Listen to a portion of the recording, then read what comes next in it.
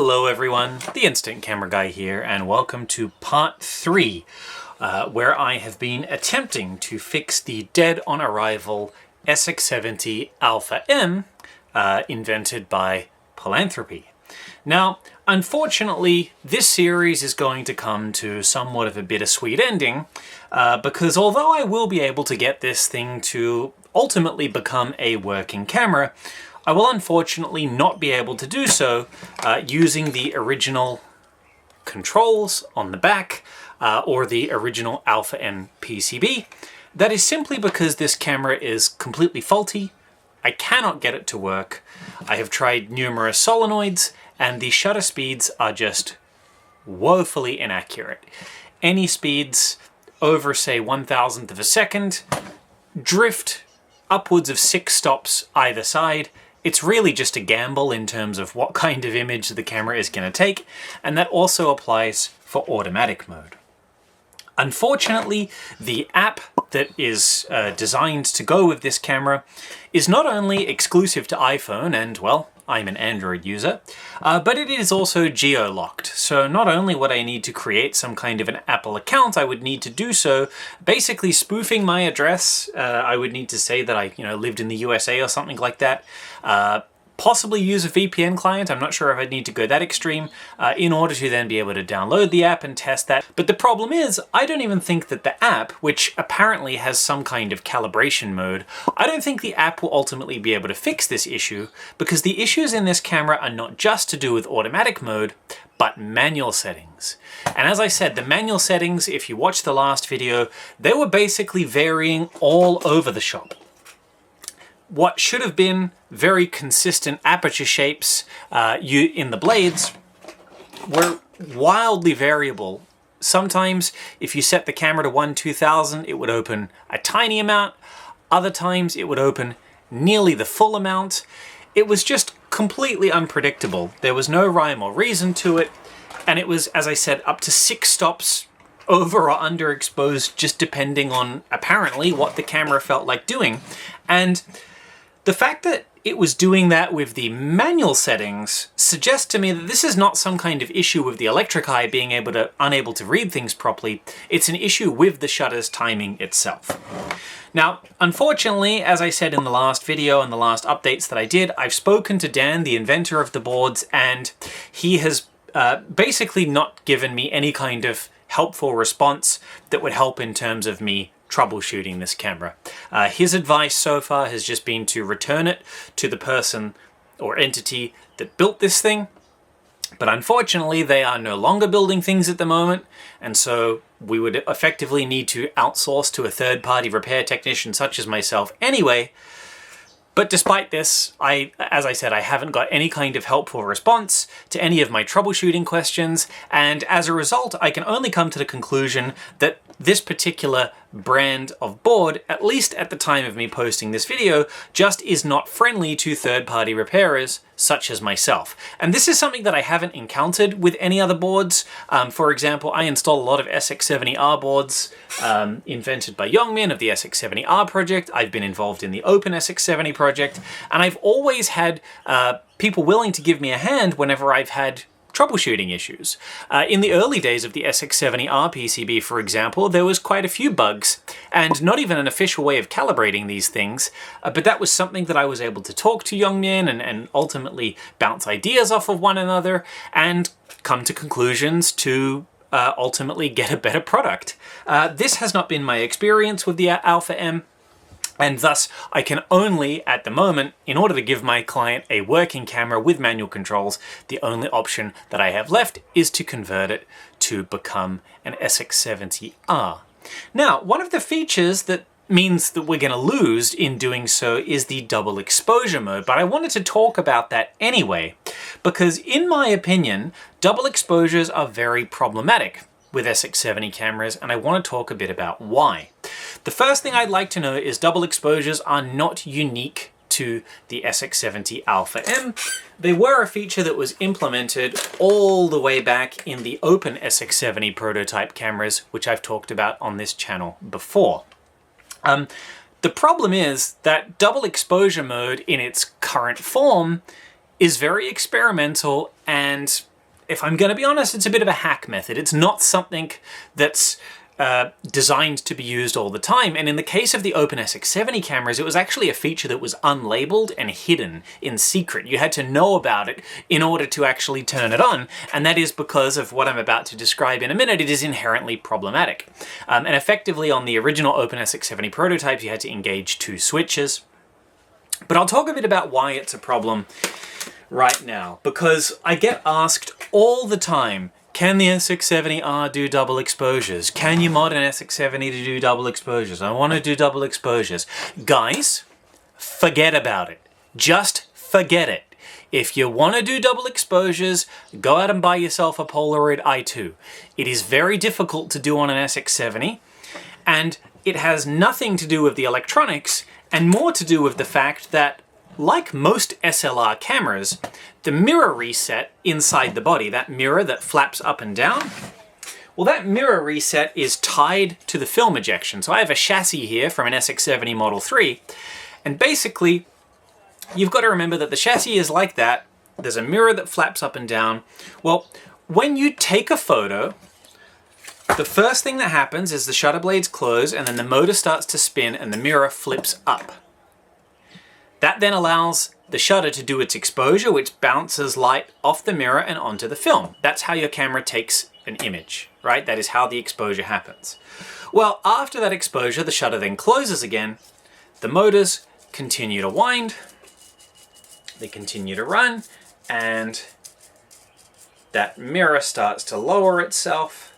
This takes a long time to do it manually. Obviously, the 14,000 RPM motors are much faster at this than my thumbs, but the mirror then goes down. And while that mirror is going down, all those cogs are moving, your film spits out and ejects. And that is the problem. This is not unique to the SX-70. Most SLRs are like this. Here is a Soviet Zenit MT1, and if I advance the film and fire the shutter, I can't fire the shutter again unless I advance the film. On this camera, it is impossible to do double exposures. This is how most SLR cameras are going to function. The only way that you can do a double exposure is if the shutter and the film advance are not coupled together.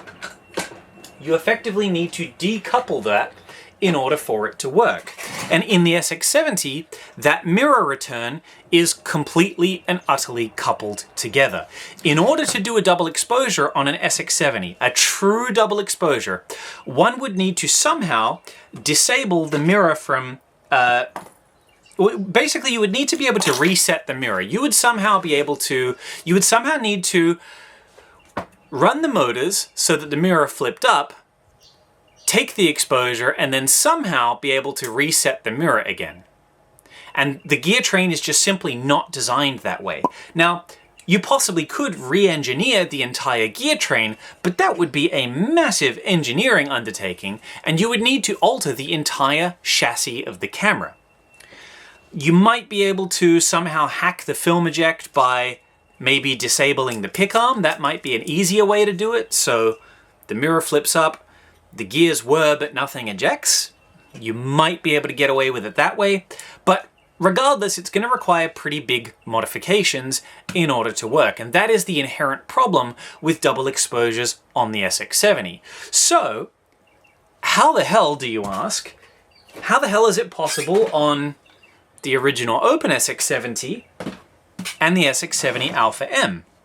Well, in this particular camera, the way that it gets around this is just by having the second exposure done totally blind. That's how it works.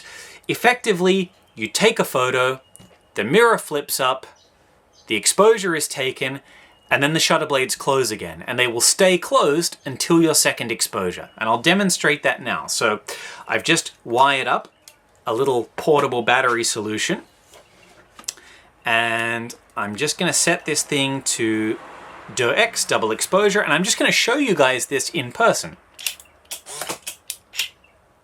Right? So that shutter, the blades are now closed, and I'll take another exposure now. Do Do you guys see how that worked? So I'll do it again.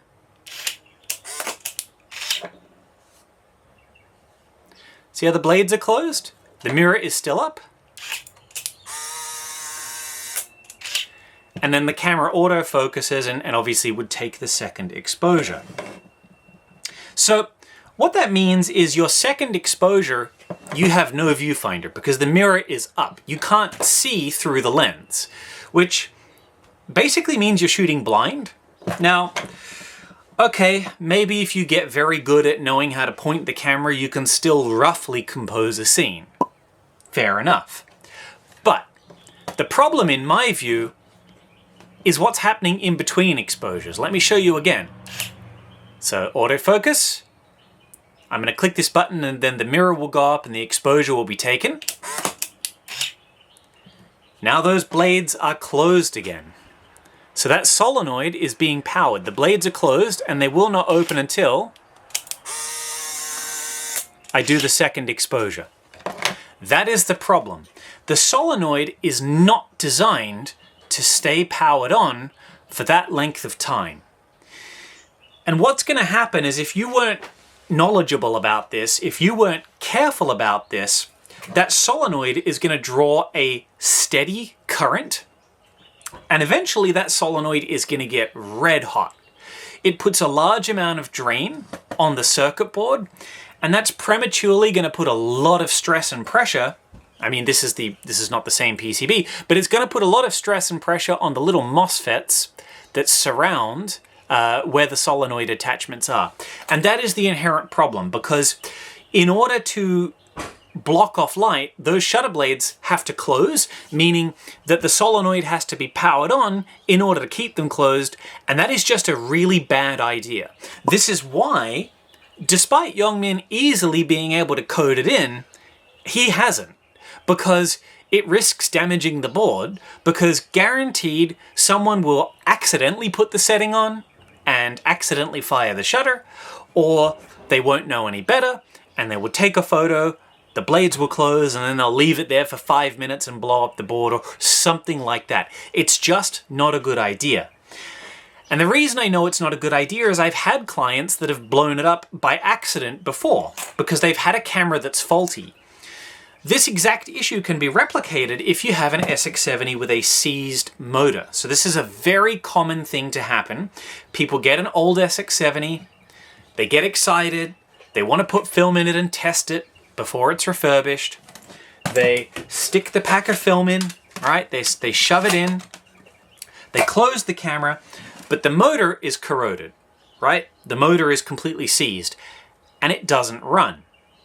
Well, the camera thinks that the motor is trying to eject a dark slide, but since the motor doesn't run, it can't cycle any of the gears. And during that time, the blades are closed.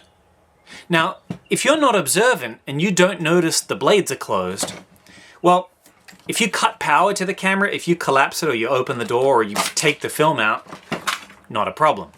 But if you haven't noticed that those blades have closed, you put the camera down, you go out of the room, you make a coffee, you're going to come back to a solenoid that is red hot and a PCB that may or may not have died. And I've seen quite a few PCBs in my time that have been killed, and the reason they've been killed is because of the seized motor. So that is the inherent problem with double exposures. It can technically be done. I'm not saying it's impossible, right? By any stretch of the imagination. Don't be watching this video going, oh, Jake said it was absolutely impossible, but it's really difficult. To do it properly with the mirror returning to a position where you can see through the viewfinder requires redesigning the gear train. Like I said, that's not impossible, but it's bloody tricky. Or if you want to do it the sort of hackier way, you wait for the mirror to flip up and then you can take 2 exposures, one after the other. But the problem with that is, to prevent your film from being exposed, you've got to use the solenoid to keep those blades shut, right? And if you use the solenoid to keep the blades shut, you risk burning out the electronics. So I wanted to sort of talk about that because it was really one of the big selling points of the camera, this ability to do double exposures. And it is a question that Youngmin and I get asked over and over and over and over and over again. And yeah, people just don't understand that it's not even just the SX-70, but with any kind of SLR, right? Like I demonstrated, you cannot just willy-nilly fire the shutter over and over and over again, because most of the time the shutter recock and the film advance and the mirror return are combined together. And the only way that you can do double exposures is by uncoupling that somehow. So I just wanted to talk about that because, yeah, like I said, I get asked so often, and I thought it was about time that I did a video on the topic. Like I said, I'm going to stress this one final time. It's not impossible, right? But it's just very hard. You either got to redesign everything, or you got to do it in a way that's risky and risks breaking the camera. The only way I could really see it being quote-unquote safe is maybe if you coded in like a maximum shut-off time. Like, you know, you have to take the photo within 30 seconds or something like that, or else it's going to just eject, right? Maybe that would be a safer way of doing it, and you would have to ensure that you had pretty beefy components powering the solenoid. You'd want to make sure that your MOSFETs and everything was really in spec so that nothing heated up and blew up.